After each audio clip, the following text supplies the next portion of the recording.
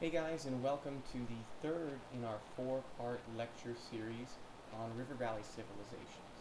This one's about the Indus River Valley in modern-day India and Pakistan. Take a look at some of the key concepts I want you guys to be familiar with before the end of the presentation.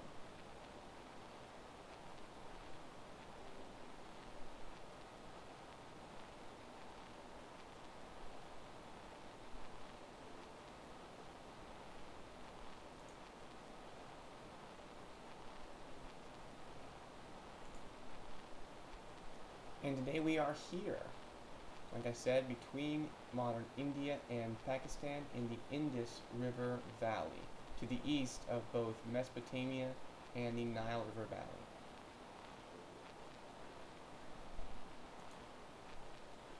So before we get started talking about what life was like in the ancient Indus River Valley, I want to ask you guys a question. What do you think this says? All I'm going to say is that this is the writing of the people who lived in the ancient Indus River Valley. I'll leave it up to you guys to give me your best interpretation of what you think this might say. So go ahead, pause the video, come up with your best guesses, and I'll be back with you when you're done.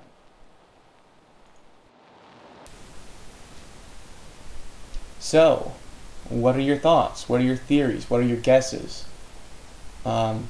Unfortunately, I can't really tell you whether you're right or whether you're wrong because I don't know what this says either. For that matter, nobody does. And that's one of the things that makes the Indus River Valley folks so interesting to me and so many other historians, because they're so mysterious. We really don't know a whole lot about their society, even though they left a written record, because we simply can't read that written record. So you see the dates up here for when their society existed. We have a much better idea of when it ended than when it began, because it might tell us in their writing, but we just don't know what their writing says. So like I said, it's probably the most mysterious of the River Valley civilizations. One, because the writing hasn't been translated, and two, because this civilization vanished almost instantly in world history terms. It took thousands of years, as you saw from the last slide, to develop, and it went away in a matter of decades. I know decades might seem like a long time to you guys since you haven't been alive for decades yet, but in world history terms, a few decades is like the blink of an eye. It's almost nothing. So how could such a long-lasting civilization vanish so quickly? That's one of the big mysteries that historians have been trying to answer over the years.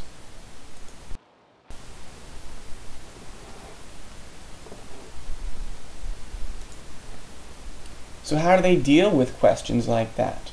How do they address those big mysteries?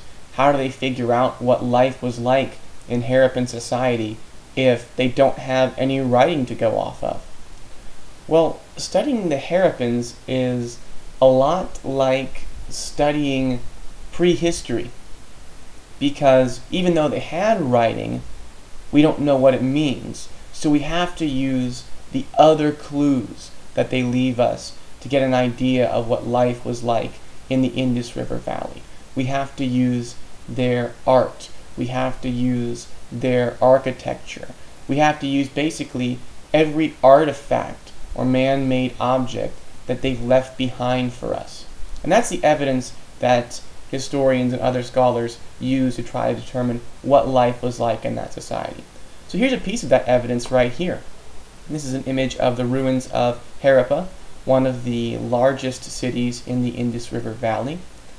What can you say about Harappan society or Indus Valley society based on this image, based on these ruins of one of their cities? Take about 3 minutes, come up with your theories, pause the video, and I'll be back with you when you're done. Okay. So I don't know about you guys, but when I look at this image, the first thing that strikes me is all the straight lines. Look at it. Straight line down the middle there, straight lines going this way. They're either parallel or they're perpendicular to one another, right? And I'm also struck by the symmetry. Everything is kind of identical, right? Same size for all of these buildings. And if you even look at the foundations here, with very few exceptions, every single brick is even the same size. What can all that symmetry, what can all that similarity tell us about the Harappans? Well, it tells me that they were planners. They didn't just throw their cities up haphazardly, without any rhyme or reason, without any thought about what the city was supposed to look like when it was finished. Harappans planned their cities, and they're really one of the only early civilizations to do this. There was a little bit of planning going on in Egypt, but certainly very little in Mesopotamia. The only things that were really planned in Mesopotamia and Egypt were the big structures, the monumental architecture, the temples, the ziggurats, the palaces, the pyramids, that sort of stuff. Individuals' houses, places that the most common people from that society would use, those weren't planned at all. But that's not the case in Harappan society. That's not the case in the Indus River Valley. They planned everything. Everything, right down to the individual houses. And that's something you just don't see in most societies this early, really any societies this early. We can also probably guess they had a standardized system of weights and measures to measure out enough clay to bake these blocks just equally, just perfectly, takes a system of math and a system of measurement. And so they probably had one of those as well. So they're good planners, they have a system of measurement, and they know how to execute that plan. So they're organized. They organize people to execute the plans they come up with. That tells me they probably had some form of central government. We don't really see any huge buildings in Harappan culture, so they don't have any real monumental architecture, but they still had to have some sort of government to organize their people to plan and execute those plans so well. What themes are we talking about here? We're talking about city planning and building.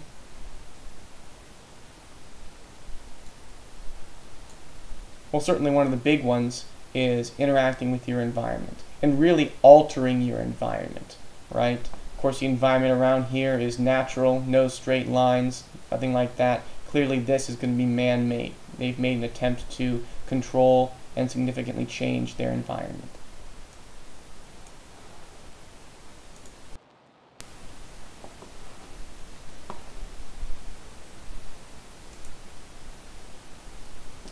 Okay, so we've talked about how the cities in the Indus Valley were built in a grid-like fashion. And we know that tells us they were planners, they were organized, they had a government that could plan and execute that plan. What about some of the other things that the Harappans have left behind that tell us something about their society? Well, they weren't just planners, but they were pretty advanced in their technology. Most people, actually, in their own homes, used an indoor toilet connected to a plumbing and sewer system that ran throughout the entire city. And that's incredibly impressive because most cities around the world didn't have something like that until after the Industrial Revolution, only a couple hundred years ago. Heck, in the United States of America, we didn't have indoor toilets until the 1900s, about 100 years ago. So for the Harappans to have a system like that 5,000 years ago tells us they were incredibly advanced. And most houses we know were about the same size. This is a key difference from life in Egypt or life in Mesopotamia. In those other civilizations, the size of the houses could vary greatly. Some were 2 stories, some were 1 story, some were even 3 stories in Mesopotamia. And what can that tell us about society when houses are so different in size? Well, it can tell us that there's class divisions, right? Some folks have more wealth than others. But we don't see that so much in the Indus River Valley. We don't see that difference in the size of houses. Everyone seemed to be pretty much equal in that regard. So we think that if there were class divisions in Harappan society, they were probably much less noticeable than the ones in Mesopotamia and the ones in Egypt, and really the ones in pretty much every other agricultural society we're going to see this year. We also know that goods from the area, from the Indus Valley, have been found in Mesopotamia, and vice versa. Goods from Mesopotamia have been found in the Indus Valley. So we believe that these cultures valued trade with one another and did in fact exchange goods with one another. And also, pretty interestingly, no weapons have really been found in Harappan society in the Indus Valley. Obviously, that's another huge difference from what we find in Mesopotamia. We know the Mesopotamian city-states were incredibly warlike, fought among themselves quite often, but we don't have any evidence of that in Harappan society. Obviously, there are different cities in the Indus, but we believe, based on the artifact evidence, that their relationship was one of much more cooperation than it was of conflict. If there was conflict, they didn't really have the tools to engage in it, or at least we haven't found them. So what themes are we talking about here?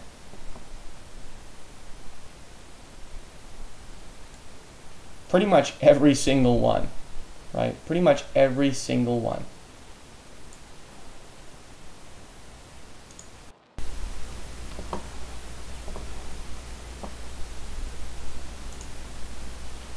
Okay, so let's get to the big question. These guys were pretty advanced, pretty peaceful, didn't seem to have too many issues in their society. So where'd they go? Where'd they go?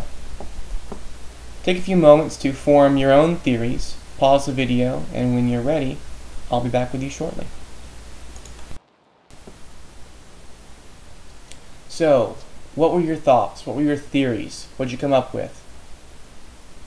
Well, unfortunately, I'm going to have to disappoint you guys again and tell you once again that I don't know if they're right or if they're wrong, because I don't know what happened to the Harappan civilization. And again, no one really does know. But they do have some different theories. For the longest time, the prevailing theory, the most popular one, was that they were killed or kicked out by invaders from Central Asia. Those folks were called the Aryans, by the way, but if you're thinking Nazis, there's no connection there. Okay, we'll get to that later. This theory has been challenged, though, in recent years due to DNA testing. What's happened is folks from the Indus River Valley today, who are still living there right now, have had their DNA sampled and compared to folks from history. And what they found is that the folks living there today actually have a mix of genetic material from the Aryans and the people who lived in the Indus River Valley before them, that Harappan culture. So if the Aryans did come in, which we're pretty sure they didn't kill everyone. They more so mixed with them or blended with them. Was there violence involved? We're not entirely sure. Maybe yes, maybe no. But historians have also come to think that there might have been some other factors that contributed to that very quick decline and disappearance of Harappan civilization. One of those factors might have been geography. We know the Indus River Valley, like the rivers in Mesopotamia, is unpredictable. Sometimes it floods too much, sometimes not enough. And just like in Mesopotamia, that problem can lead to agricultural instability, food instability, starvation, famine, that sort of thing. Another theory is that they could have died as a result of plague, either a disease that impacted the people or a disease that killed their crops. And then you have the same problem up here, starvation. And then the most popular theory is that it's probably a combination of two or more of these factors above. Perhaps there was a human or crop plague compounded by some unpredictable flooding and drought, and then the Aryans came in, saw this civilization was in decline, and really just stepped into the void that had been left by all of the Harappans that had died off. So this is the most popular theory, is that there's some sort of combination of factors at work here. And that's it for Indus River Valley civilization, guys. You know the drill. Based on what we know, which I know isn't all that much, how well can you say Indus society fits with our characteristics of civilization model? We'll talk about this next week when we come back. Thanks for watching.